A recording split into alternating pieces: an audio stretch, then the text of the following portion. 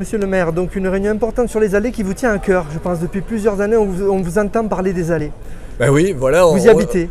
J'y habite et puis je fréquente les allées comme des milliers, des dizaines de milliers de Biterrois. Les allées, c'est le cœur historique de notre ville, c'est l'emblème de notre ville, c'est la respiration de notre ville, c'est nos Champs-Élysées à nous.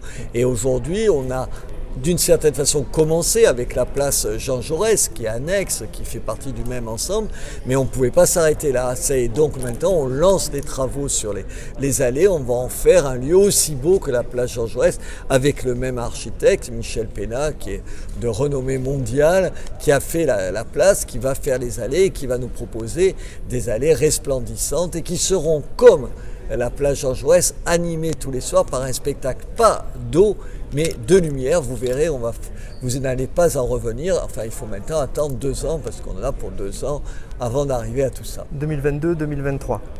Des allées qui font 500 mètres de long, on l'a appris durant cette réunion. Et oui, 500 mètres de long, c'est très très long et donc c'est un très très gros chantier parce que à la fois les allées, c'est pas aujourd'hui tout à fait les mêmes en bas et en haut, on veut leur redonner une unité.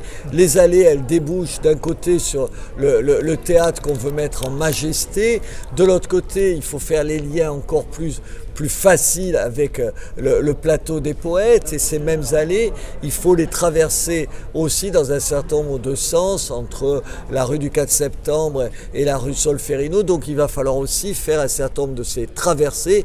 Tout ça en respectant les arbres, on en a, on le disait tout à l'heure, plus de 120, les respecter, leur redonner vie, leur permettre de respirer en ayant à leurs pieds plus d'espace, plus de fleurs, plus de terre. Enfin, ça va être un très gros chantier, mais je crois qu'on ne reconnaîtra pas les allées dans 2 ans.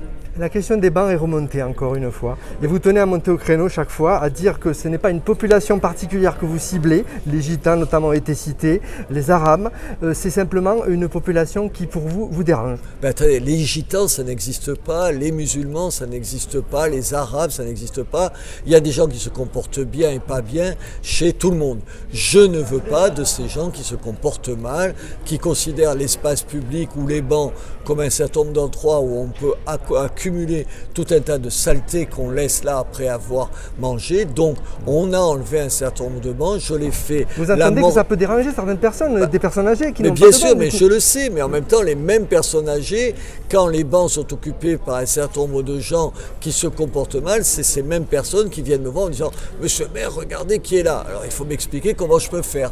Donc la solution c'est quoi? La solution c'est qu'on a des emplacements pour mettre des bancs, on remettra des bancs au fur et à mesure que les choses rentreront dans l'ordre, que les gens se tiendront bien, que les gens apprendront à respecter les uns les autres.